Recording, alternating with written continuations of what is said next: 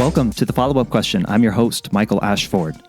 I've set out to uncover amazing and insightful stories by interviewing people from all different backgrounds and perspectives. But unlike other interview shows, only this show aims to also teach you what it means to listen more than you speak so that you can become a more thoughtful and informed person. I'm a former journalist who believes everyone has a story to tell, but we only discover those stories when we ask questions and listen. The more questions you're asking, the more you're listening.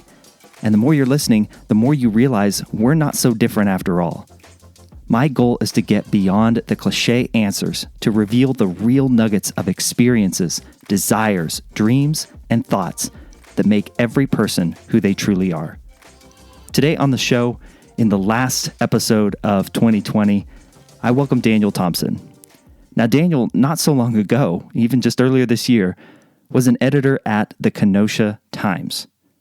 And in the days following the shooting of Jacob Blake by a Kenosha police officer, Daniel was there to witness the unrest in Kenosha, the upheaval in Kenosha, which most of us, myself included, only saw in short clips on the news and social media.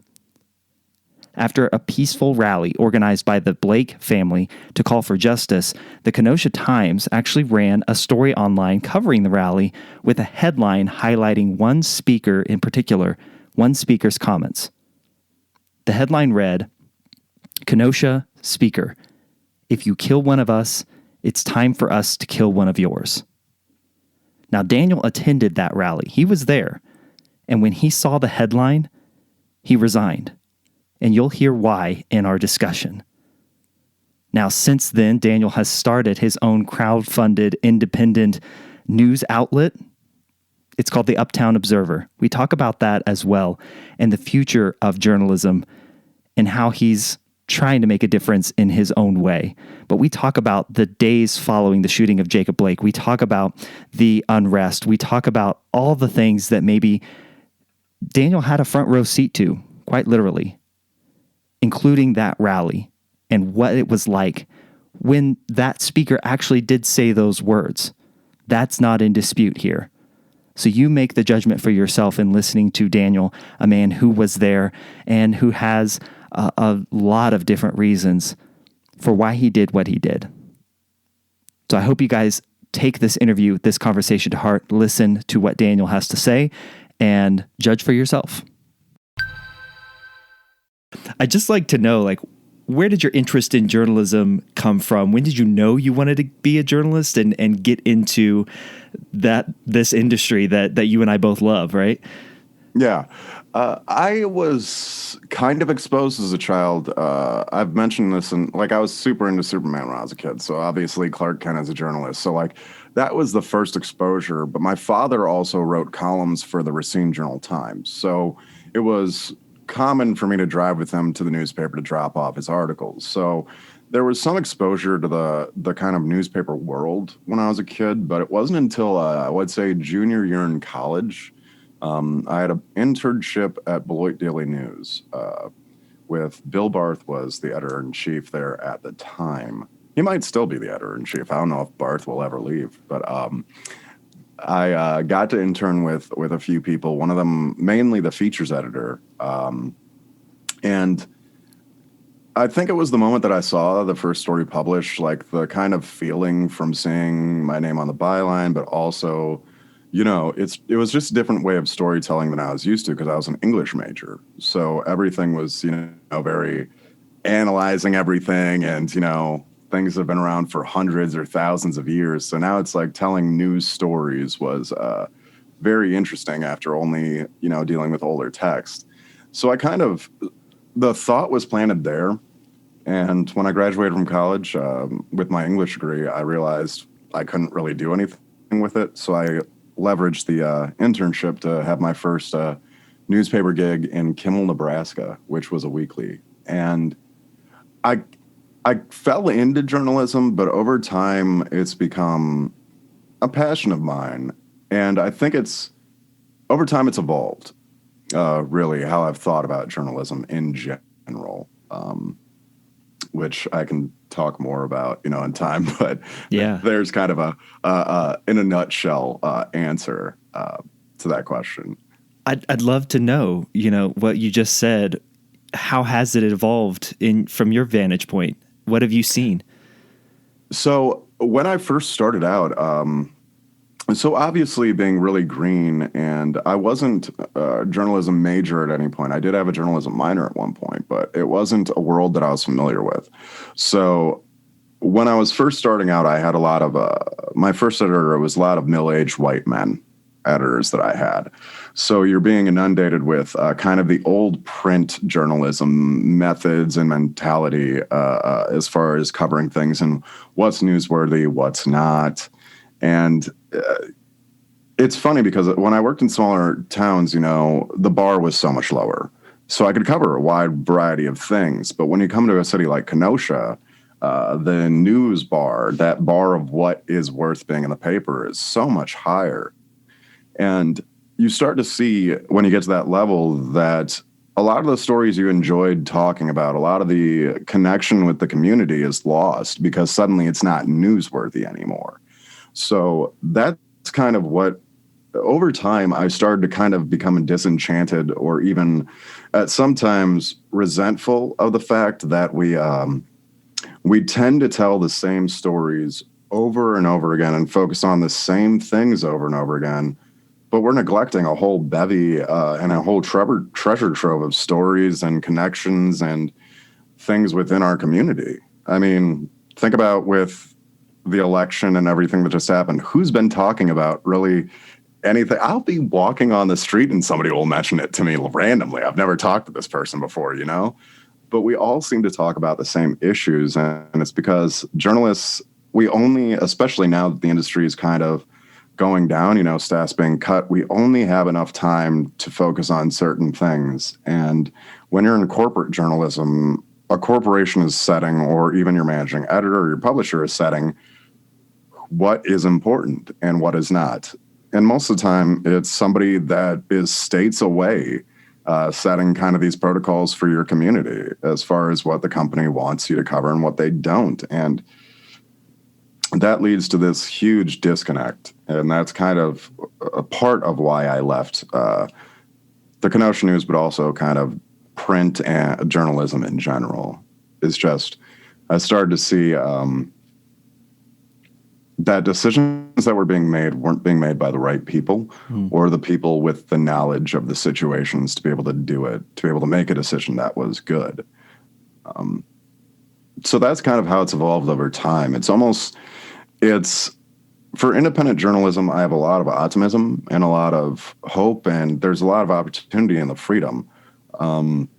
As far as print journalism, I almost look back at it with somewhat bitterness, but not over my own experience. It's more that the industry could be so much more. It's just because of the power structures within it, it's kept kind of in a cage of doing the same things over and over again.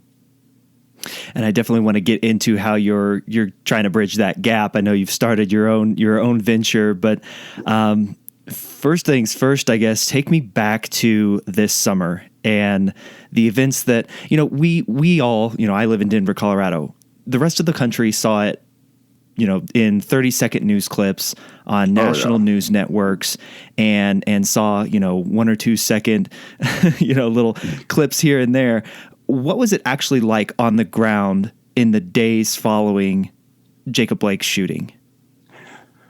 Surreal would be the way that I would describe it, because it's okay.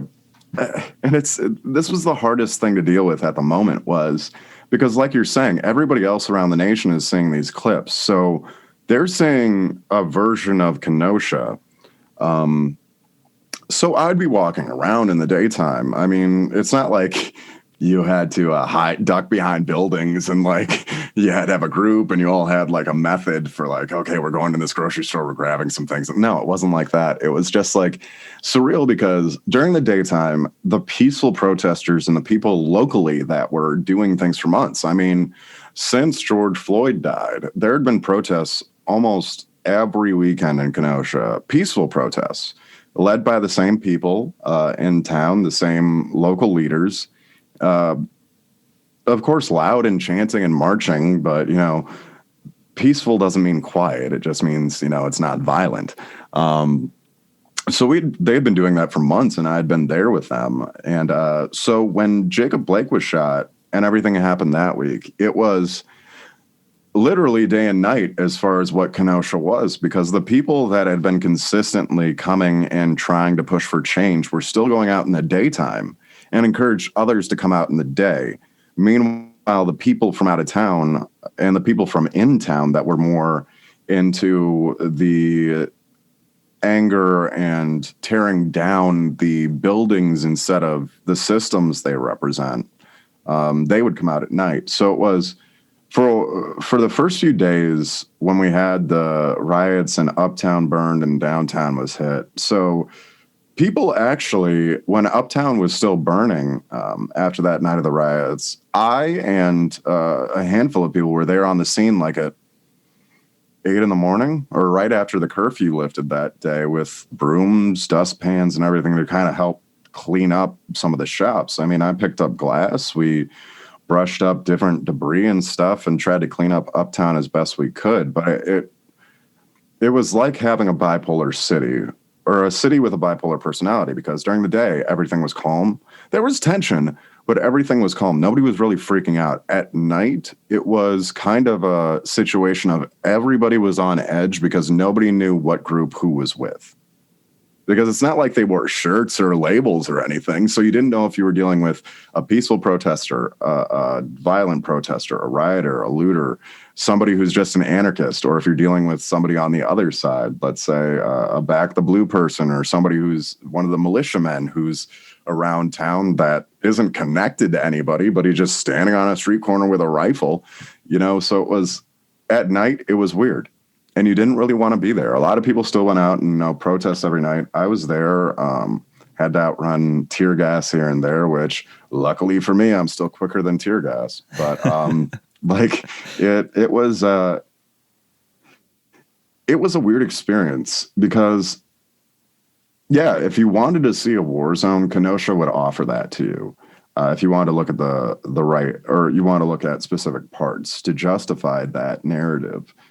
But at the same time, Kenosha was also very peaceful. I mean, the Blake family hosted block parties around the shooting scene where they had COVID testing, bounce houses, and things like that. And it was the same as it had been. It's just we now had imagery that people could point at, like, oh my God, look at what's happening to this city, But very much there was still peace during the day. There was still hope. There was still people banding together. It's just things got really complicated, especially with Rittenhouse, with the curfew, with people being picked up for curfew. And that situation was weird because people would be picked up for curfew violations, right, in Kenosha. But because of the destruction around the administration building, you would actually have to go to Racine to pay people's bail. And that was after it posted, after they had gone through the court system that day. And then they would be kicked out somewhere in Kenosha. So it was the most disorienting thing because I was with somebody who waited a full day to pay somebody's bail because they weren't in this part of the system where they had gotten to the process where they could get bailed out. And they finally did, like hours and hours and hours after waiting and calling every hour to see, because most people, there was no information readily available. You had to call to figure it out of where these people that were getting picked up for these curfew violations were going or being held or when they would be let out. In fact, in some instances, some of them were popped out by the police after curfew had set in. So people had to risk being arrested to go pick them up and get them home. Huh. Yeah. So it was a whole... Kenosha at night was... I don't want to say, maybe a dangerous place, but it wasn't because of rioters. I mean, it was also because of the police presence and the fact that they didn't try to de-escalate at all. Yeah, I was going to ask, what do you attribute to the drastic change in tenor between night and day? I mean, was it just people were more comfortable coming out under the cover of darkness? Like what do you attribute that to based on what you saw and experienced? that's kind of what I attribute it to, because think about it. People who are actually there to do damage, they're not going to come in the day. If I was going to another person's city to destroy it, I'm not doing that in the daytime where cameras can catch my face, where people can see me.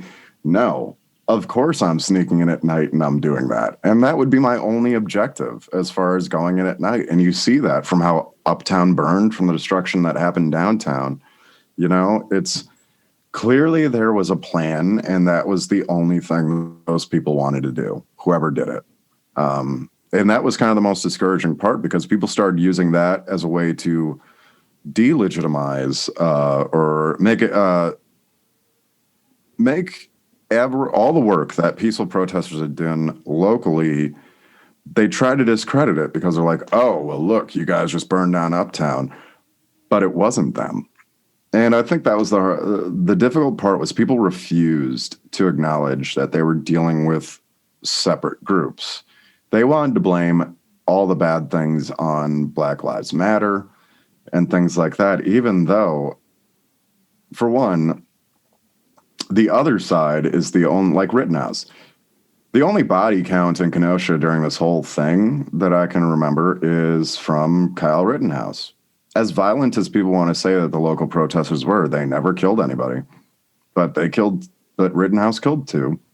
At the Back the Blue rally, that there's video, when I was still with Kenosha News, of me being there and covering it, where I was, yelled at, kind of verbally abused, and I had to jump in and stop, Back the Blue supporters from beating up on a BLM supporter. That whole thing is just...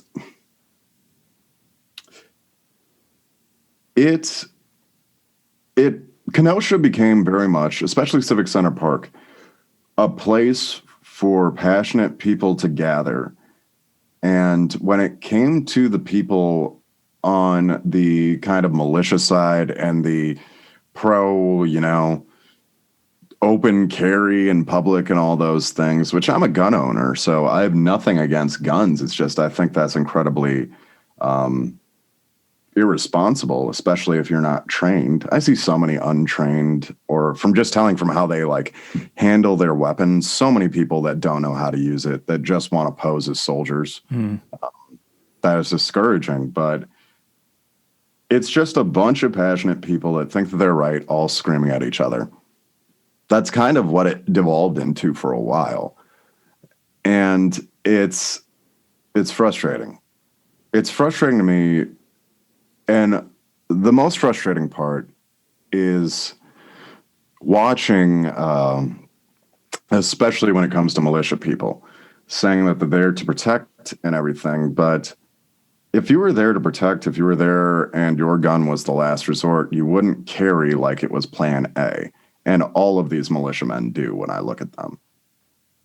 So honestly, the thing that it made me most uncomfortable around the time of unrest, around the Jacob Blake shooting, around the time of everything, was the military presence and lack of de-escalation practices. And the fact that these militia people are able to come in our city and stand on our corners with assault rifles, and other people have to call the police. For instance, just a couple days ago, there were no less than 4 of these people standing in Civic Center Park, which is right across the street from the courthouse, and also across the street from a school building. It's in the middle of those two things. So you have armed men in a park within 1,000 feet of a school building. And yet, while the police station is just a block away and cops are driving by, never stopped while I was there to say anything to them. Even though you have armed men who aren't officers, aren't law enforcement, right next to a school. I mean, granted, it's the COVID era, so it's, there aren't really students in there, but it's also, why did they get a pass? And that's been the thing. When you watch the videos of militia in Kenosha, the actual military or people that were there in their tanks and pushing protesters, down the street on the night that Rittenhouse was there, thanked these militia people for coming out and supporting them. And that's the disturbing trend that I see, is that there's almost this weird symbiotic relationship between law enforcement and militia. They almost adopt them as one of their own when they're out in the field. And that is very disturbing to me because, again, it is one of these militia people that came to my city and killed 2 people. And that is the only body count, as far as I can remember, from all of this. The only body count lies on the side of the militia. But it's okay. They're just here to protect us. As a journalist at the time, Daniel, what are you feeling in terms of duty to report both sides and the feelings that you just described of seeing this imbalance, if that's the right word? How are you dealing with that at the time? A lot of internal frustration. So the funny thing, or now I find it funny. So the Back the Blue rally that I referenced, which happened while I was still with Kenosha News, I can't remember exactly when in the summer it happened because it's all a blur now. Right. I actually went to that on my day off because of that want to be fair. I didn't have to go. I wasn't even working that day. I just decided that I'd covered so many BLM things that it was only fair to go to Back the Blue thing with, David Clark there and all that, which was one of the worst experiences of my entire career. And I snapped afterwards. I made Facebook posts and I went after one of the organizers, Ralph Annuti, about it because, yeah, I hit a breaking point, obviously, where the silent observer that you're kind of expected to be as a journalist just doesn't work anymore in this world. We don't need silent observers. Somebody has to say something. And I think it seemed to be that in the past, it was always that the official accounts and the official ways in were always from officials, police and everything like that. But now that they're being called into question, let's put it this way. I am angry, or I was angry every single day that I was out there, every single day.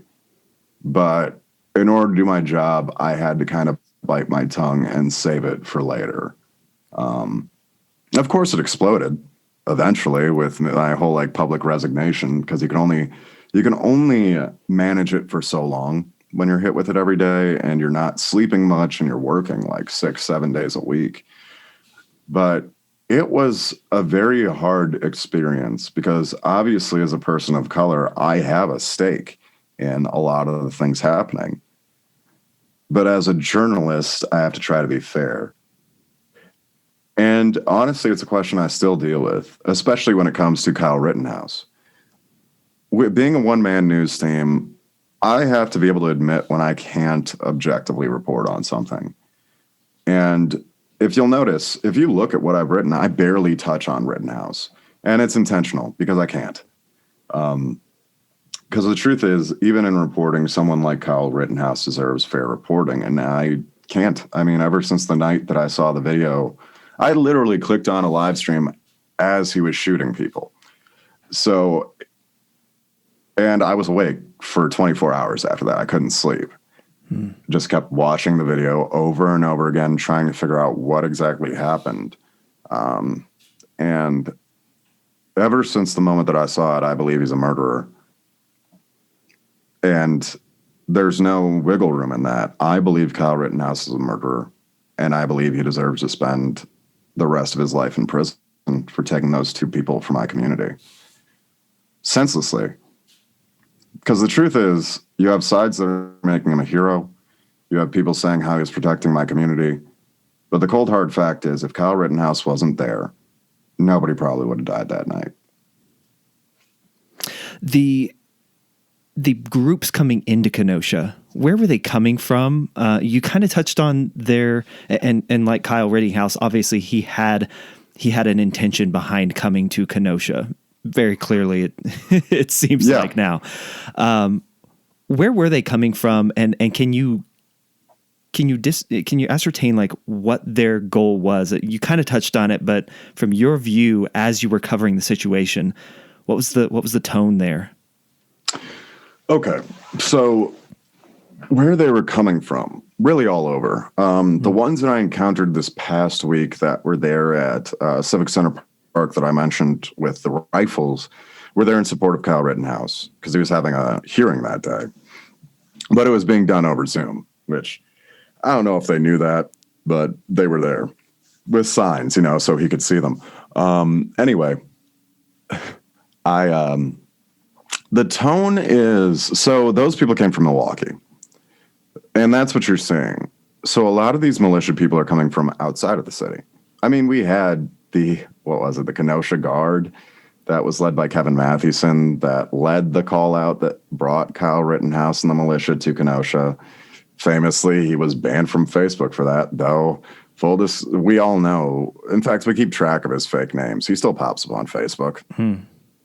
He still has profiles. One of them was like Sabrina Perez or something like that. He does it all the time. But the tone of the militia, here's the thing that I've always hated about the militia men. I've always found this hypocrisy that it's almost like they don't get the self-awareness of this, but the militiamen come in under the guise of protecting our businesses they have no connection to, businesses that they really couldn't care less about any other time. They come in because there's damage, because there's violence. And my thing from watching them, from the tone of them, from things they say to, let's say, black people or BLM protesters, it's bloodlust. That's all it is. That's the tone. They're waiting for an excuse. You saw that with Rittenhouse. He was, the second that something happened on the video and you see him running towards it or that whole altercation, he shot somebody in the head. He didn't have to use a gun. I mean, that's the last step in your force continuum, basically. That's the last step. But it was the first step that he used with somebody who was unarmed. Two people. Well, not proportionally armed. I mean, one of them had a skateboard. He has an automatic rifle. Yeah, a skateboard was a huge threat. But no, that's what I'm seeing, is that behind this guise of protection, behind this guise of being good patriots for America, they just want to kill people. That's it. If you think back, is there anything that could have been done? I don't know how I want to word this question. Is there anything that could have been done to it's hard to say this because I don't want to give credence to both sides. Like, because I get it. Go on out. Is there anything that could have been done to make these sides understand each other, or at the very least, de-escalate what was obviously an intense situation? Does that question make sense? It makes sense. And, it's funny because there are moments. So there have been two moments that I think there was opportunity to do that. Two moments. And I think the first one passed and didn't connect because the BLM people were so green. It was a protest led by teenagers. And you could tell once they hit opposition, they weren't ready for it. So it kind of splintered. And that was the protest that happened at the Columbus statue, where you had BLM people and then you had people in support of the Columbus statue kind of guarding it by standing around it. So you had a situation where you had protesters and counter-protesters, and there could have been a conversation. But here's the thing is, and it's frustrating. To me, the most frustrating thing on the BLM side watching is the lack of tact among some people. Because the truth is, if you actually want change, you have to know your audience and you have to taper your tone to your audience. A lot of the counter protesters at that event were, conservative, middle-aged people. So yelling swear words does not exactly vibe with them. They don't like it. They find it disrespectful.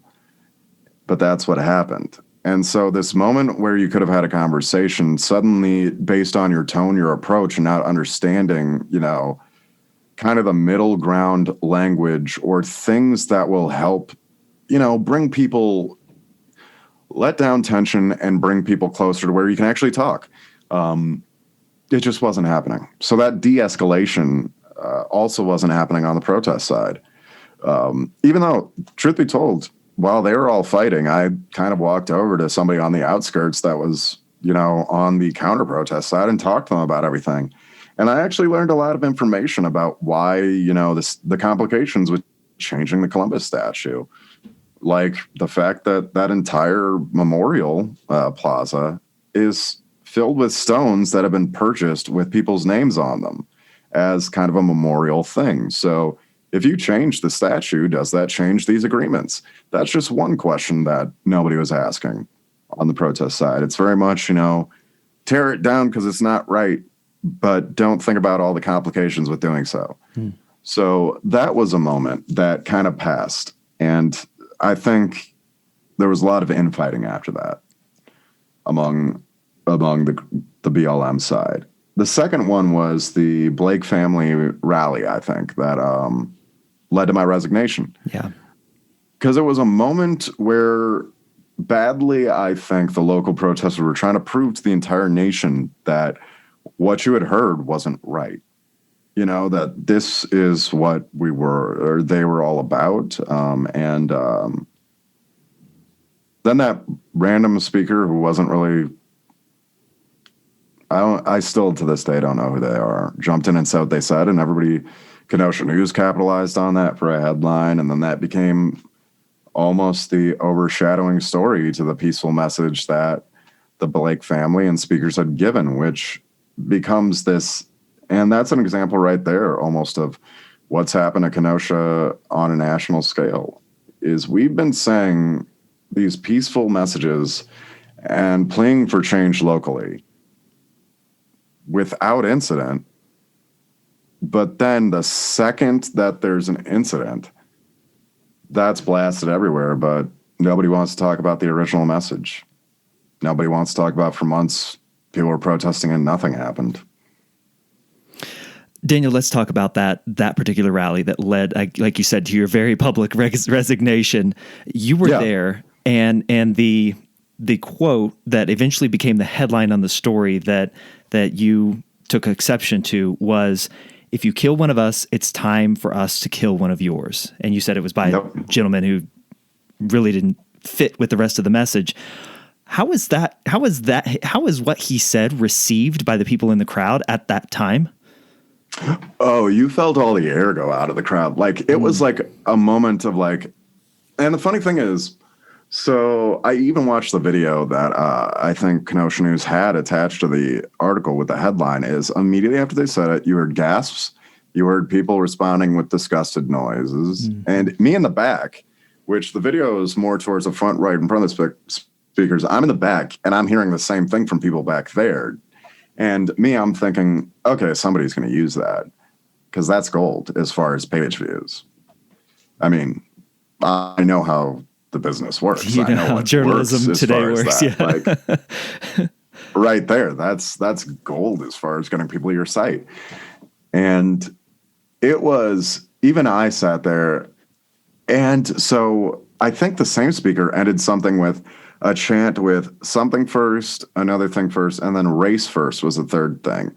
And then you felt people drop out of this chant, just like the first thing was okay, the second thing questionable, and then when it got to race first, and he repeated it a couple times, everybody's like, no. Like, it was a general disgust, I think, with everything that speaker said. But nobody there that was writing about it cared about the reaction. They just cared about the words.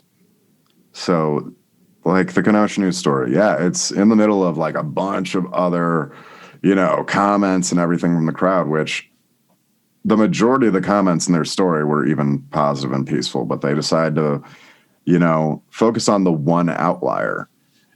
And, my boss at the time tried to say it was a credible threat. No, it was not. No, it wasn't. Anybody who was there would have known it was not.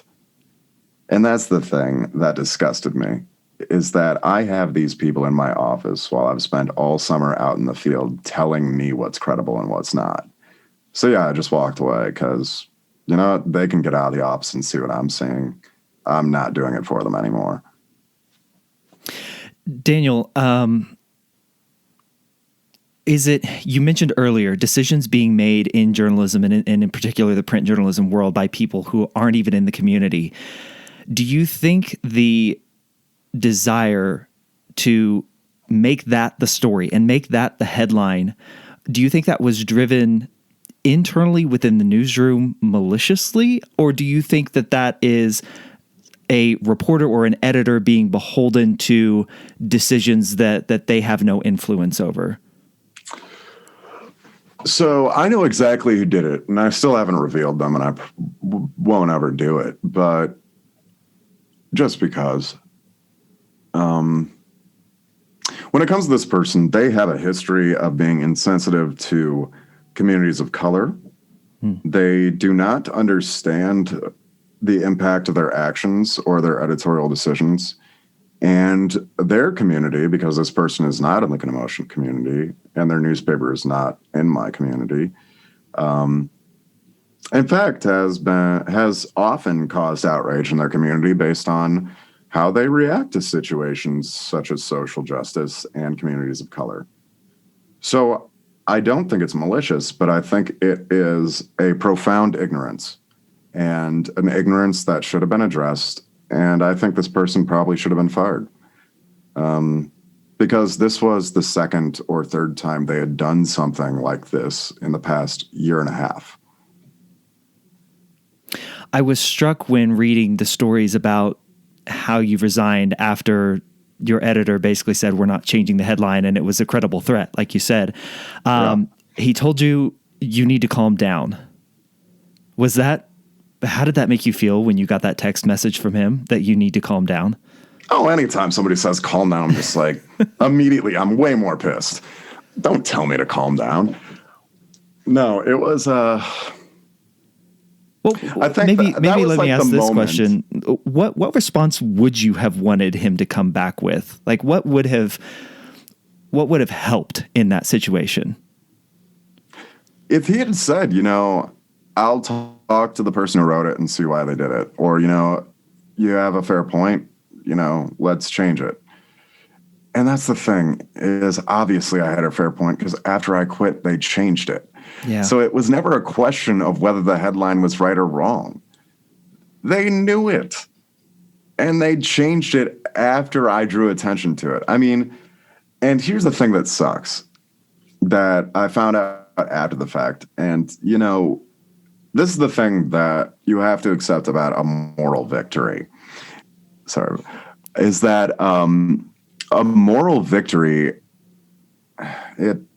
that's all you get, So whereas a lot of people like to think that I won somehow when it came to my dealing with Kenosha News in that situation, yeah, I won for me. But let's put it this way.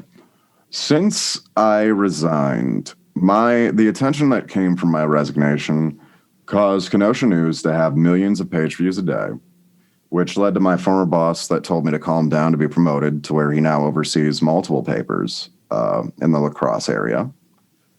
It led to me being erased from stories that I've input in or that were caused by me. A recent one where Mark Ruffalo, the Hulk, addressed Rocco LaMacchia, an alderman, saying racist things on Facebook was me bringing light to that, and yet they write around me. In any situation where there's something I did that increased page views or push that paper forward digitally, I have been completely and utterly removed. So I won for myself, but professionally and from a Kenosha News angle, they benefited greatly, financially more than I ever will, from my moral stand. So that's why I say, if you're going to take a moral stand, you better just accept that it's a victory for yourself, because you win, but you lose at the same time. You win. Let me rephrase that. You win, but the other guy does too, and sometimes way more than you do. I don't regret it, but that's just the facts. Yeah. Go into what you're doing now and how you've switched gears almost, if that's a good way to put it. What are you up to now? And you're obviously still in Kenosha, reporting on Kenosha events. What does that look like? It's so the funny thing with the Uptown Observer, which is my publication that I created, that I own, is that it's been interesting starting out, because yes, I have a home right now that I piggyback off my partner's site, Denise Lockwood at Racine County Eye, which is a good relationship because she's actually former Kenosha News too. She struck out on her own about 8 years ago as an independent, so she was a good resource. But it's been the Uptown Observer. I started it with a lot of ideas, and good ideas that I'll get to later on as I grow. But I think the biggest thing in the beginning has been I had 8 years of print journalism, and, the newsworthy barriers of print journalism and the mentality of it. So it's been kind of a time of focusing on, I focus a lot on, so I do county government, city government, but I also do features, and such as I did one on Dr. Dominique Pritchett, who just opened, Beloved Wellness Center here, which is a mental health thing. And I do things I did one with John Linton, who's a photographer who actually goes all over the country to protests, and got to have a conversation with him while he was in town. So there are the core things that I cover, because I believe that not enough is paid to civic duties. Or I started to realize over time that the younger people that are trying to affect change in the community, they don't know how government works. They really don't know the setup of meetings. They don't know how to present themselves at meetings, and they just don't know the structure. So I spent a lot of time covering government, mostly to break down things in a way that people can understand, or to catch the things that I know where to look for them, but nobody else will. Because honestly, who pays attention to committees from the public? Right. No one. So, it's a lot of that, but it's also adding more in humanity to stories. So there's a lot of things, little bits of character, I guess, that I add in that you would mostly edit out of print stories. Little things like an example, and this is the first time I decided to do it really, was I sent some aggressive questions to the public information officer with the police department. And he sent me back a very short, terse, well, not terse, but a very short response that made it clear that he didn't exactly fancy how I had approached him. And, you could take that and just be, the police department refused comment. And end it there. I mean, you've done your duty. That's all. But I reached back out, I apologize for, the aggressive approach, because I know that he's dealing with a lot of things. And the way that I responded caused him to respond, and actually broke the tension to where we actually developed a pretty good working relationship. And I added all that into the story. This back and forth and this exchange we had, and his explanation that his original response was because he's been inundated with aggressive media requests, and he's really, feeling stressed out, and it's all wearing on him. And it's adding in that aspect of this humanity in this officer. Because if you look at how we've talked to each other in the past year or even 4 years, it seems like before this time period, we used to be able to accept that the people we read about were human. They had this humanity inside of them. They had this thing that connected them to us through this shared experience of going through life. And we lost that. Now we're much more likely to look at somebody and base them off their crime, base them off their action in a story, base them off their words in a story, than their personality or their character or anything like that. So adding that back in, I think, is a subtle way of, it's not manipulation, it's adding that little emotional aspect, that little thing in people's minds when they read it. So you're not just reading it cold. You know, you can read a joke in text and you're not going to laugh. It's dry. You don't know how it's being said. But if you add in that emotional background almost, you can understand how words are being said by somebody a little more. And that will temper off some of the knee-jerk reactions that people have to the words themselves.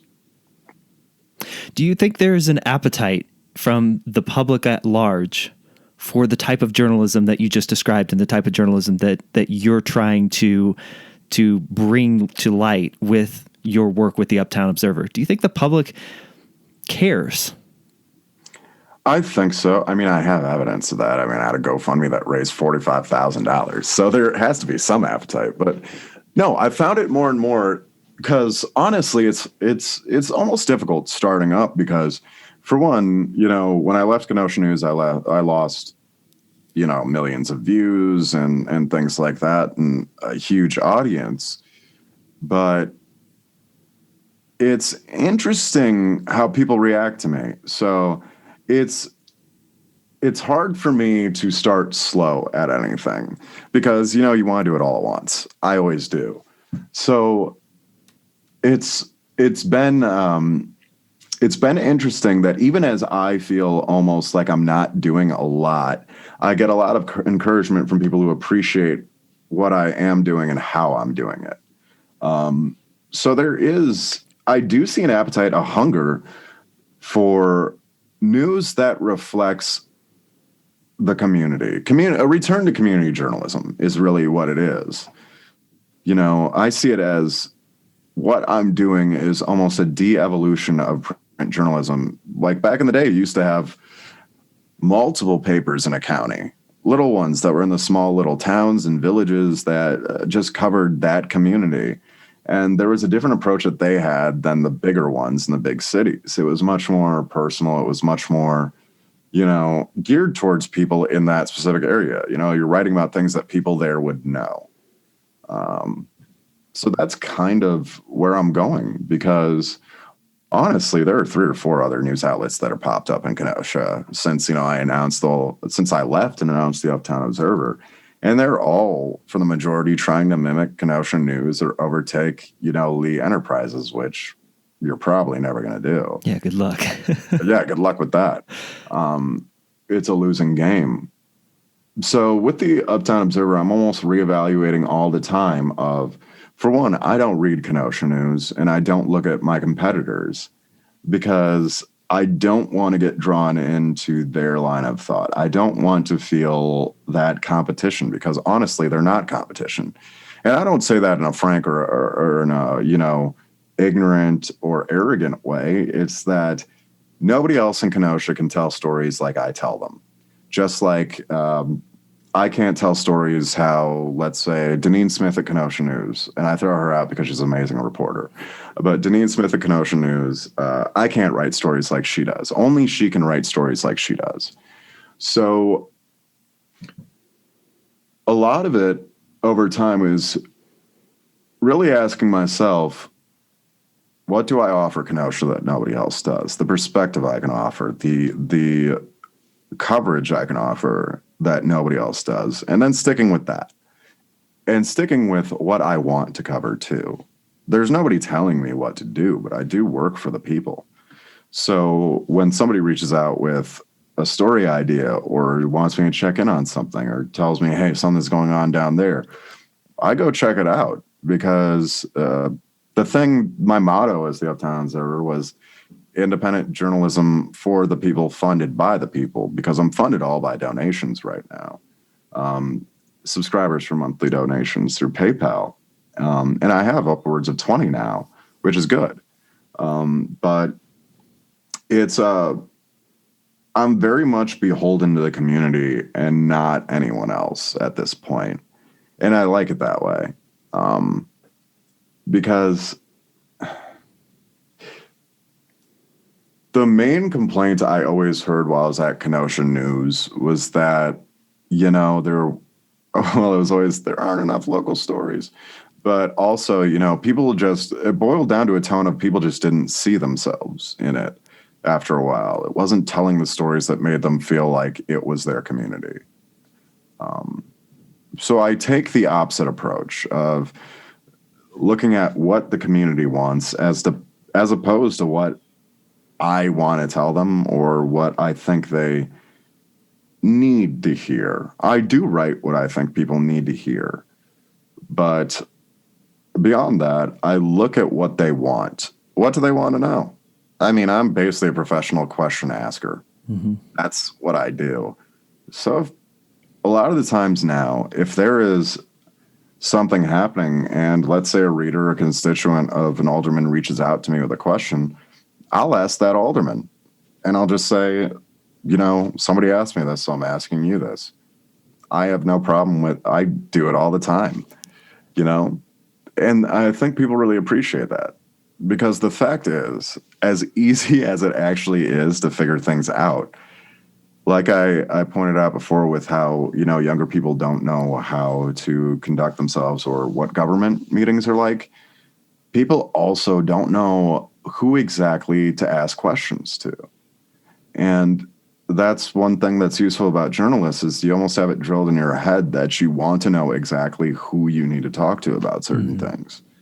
So it's interesting because I'm almost used as a community resource sometimes. It's not even for stories. I mean, somebody will send me a message like, hey, do you know about this?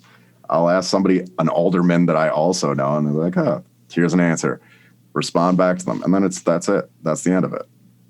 Like, it's just being almost a middleman sometimes for information between the government and citizens, even on a one by one basis. This is a little bit of a leading question, but based on what you just said, I want your perspective because of your unique experience being that middleman. And you've talked about the humanity of getting back to community journalism and see the people seeing themselves in the stories that are written. Is doing that a way for trust in journalism to be restored so that you can come out and say, I cannot appropriately report on Kyle Rittenhouse because you know me and because you know where I stand on these things. I guess, are you forging a path where you think this is a way that trust in journalism can be rebuilt from the bottom up? I think so. So there are certain steps that I've taken because I'm very aware of the lack of trust in journalism. I mean, I've been hit with it in the face a lot of my career. Mm-hmm. So, yeah, I think that approach, the thing that I try to do is, so the way that you're almost brought or trained to be a journalist is that you're very much in the community, but you're not trying to be of the community while you're reporting, So I think that the kind of barrier that you put up as a journalist of separating the citizen part of yourself out from issues while you're asking people questions, people almost see it as an indifference. And I think that's where the trust kind of falls down because people look at you and how you're responding to them and what you're asking and kind of the look on your face. And when you're trying to just maintain that cold indifference of, they don't respond. They think you're just like doing a story and that's it. They don't think you care about these issues. So being able to actually sit down and talk with people and you know, be able to add in those little moments and build that trust. And yeah, being honest. I mean, I'll be honest how I feel with anybody if they ask me and why I don't report on certain things or why I question reporting on certain things. And a lot of the time it comes down to ethics, just ethics of I don't think ethically I can do it, or adequately or fairly report on something. And so I think a lot of it becomes being honest. I mean, emotionally honest and just in your writing or in how you talk to people being honest. I don't like to tell people that I'll report on something. I like to tell people I'll look into it because the truth is, for one, I'm one man. Two, I have my ethical lines that those don't change. I mean, it doesn't change just because I'm independent now. It doesn't mean that I'm going to do things that I wouldn't agree with doing before. You know, I just have more freedom as far as how I approach things. But anyway, I think that the accountability in journalism, and a lot of ways I get around that is I go live a lot. If I'm on scene somewhere, I'm live. So people see exactly what I'm saying. I can't lie to you, and I don't want to lie to you. And that's why I'm live. You get to see everything I'm saying. You get to hear everything that I'm hearing and everything I'm also saying. So you know how I'm conducting myself while I'm out in public too. You know, and I share a lot of audio from meetings and things like that where it's possible, or from even interviews. I just shared even a Zoom interview that I did, focusing on an event, forum, a conversation kind of series that the Kenosha County Dems and Life were partnering for locally. So a lot of it is, instead of using the written word, I try to incorporate always photos or video or something so that if somebody doesn't think that something I said is accurate or questions it, they can immediately go up and play that video and listen to what these people said. And they can see it's just exactly like it was. Because I know that I do things accurately, but offering that kind of second check for readers, I think, is really meaningful to them. And just admitting that, you know, I'm not always completely right. Like, I can fail, I can do things wrong. And I welcome people to call me out on that. I really do. And people do. You know, if I have mistakes or something, I'll get messages immediately and I'll correct it. And I'll even note those mistakes in like editor's notes when it's updated. It's just much like you're calling for transparency in police departments and government and everything like that. Journalism has to be transparent too. It's only fair. So that's what I do. I try to be as transparent as possible. Daniel, what is a question you wish you were asked more? What's a question I was asked more?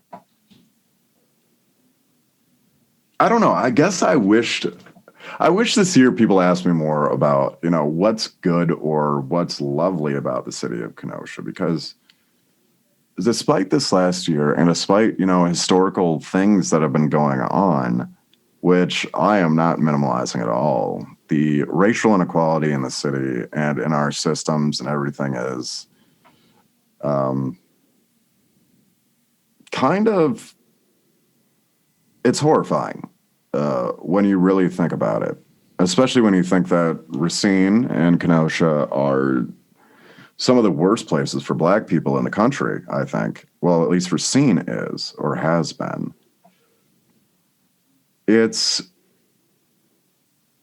There are good things in Kenosha, and there's a lot of potential. That's the thing. There is so much opportunity for Kenosha and my hometown of Racine, where I was born, to be good cities, to be pleasant places for everybody to live.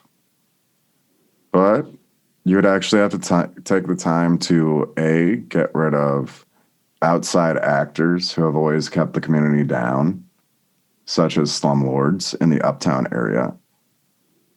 You would have to actually look at redevelopment that isn't market price, but actually is cost people that actually used to live in those areas that are being redeveloped could live there again instead of being priced out. It takes actually listening to people and moving forward together. Everybody has a vision for the beautiful future of Kenosha. But the thing is, nobody's willing to compromise on it. Nobody's willing to sit down and take all these visions and throw them together and see what overlaps. Where's the common ground we can all start? I mean, the mayor has always had plans for downtown and uptown revitalization, I think. Plenty of organizations would love to do some things in uptown and downtown, and it's just everybody has a vision. And the thing is, at their core, they all want to make things better. But without opening it up to these diverse voices, especially in a time where diversity is needed and the lack of diversity is being blared across the entire nation, I think that the beautiful future of my city would be if people actually started listening to each other again. Actually listening. Don't host listening sessions where you sit there and you nod your head and you write down comments and then you just went along with the plan you were going to go with anyway. Because let's be honest, in my 8 years covering county government, city government, I've never seen a listening session that's actually more than that. Yeah. So, I mean, just to be fair, I mean, even if you're sincere about it, nothing ever comes out of it. Well, I've never seen it change a city plan. Ever. So it's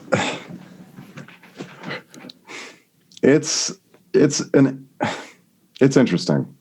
When I think about the city now, I love Kenosha. I do. It's my city.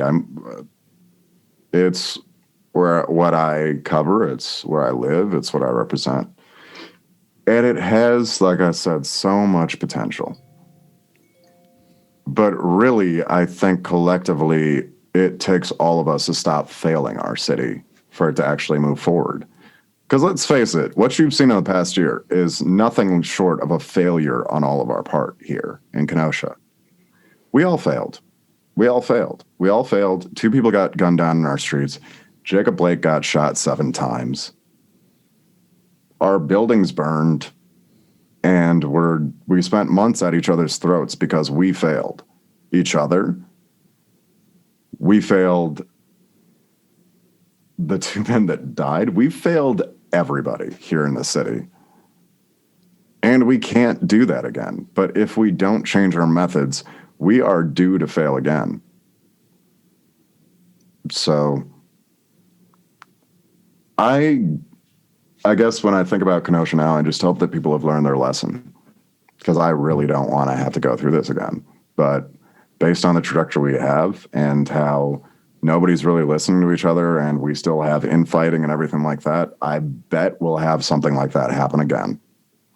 It's inevitable unless we change, and we're not changing.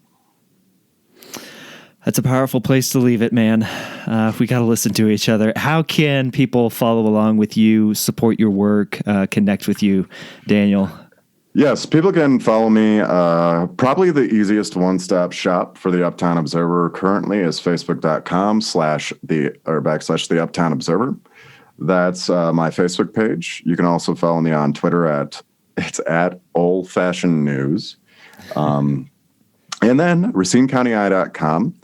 Just go to racinecountyeye.com and there's a category for Kenosha lines, and under that is the Uptown Observer. All right. And generally, if you just Google Kenosha journalist, I'll probably pop up somewhere. You definitely do. I did that, and you were one of the top hits. I know. That's so interesting to me. It's so weird.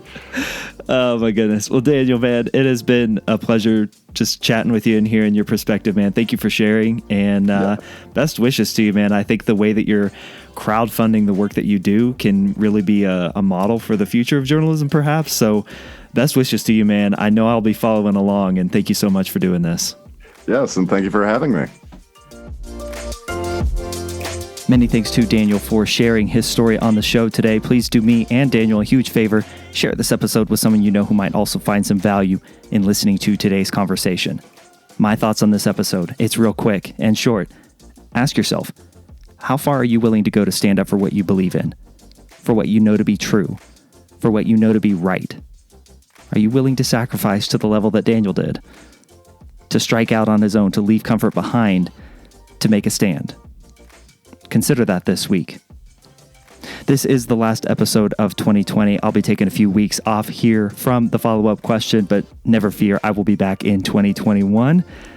But until then, please share this episode with your network. Share this show with your network. Catch up on all the episodes and all the great guests that I've had on the show. Help spread the good word about the importance of asking more questions. And if you like the conversations with the amazing guests like Daniel that I have on this show each week, be sure to subscribe so that you never miss an episode. And subscribing also helps the show gain more reach. If you ever want to get in touch with me, you can always email me at michael@thefollowupquestion.com or go to thefollowupquestion.com and reach out there.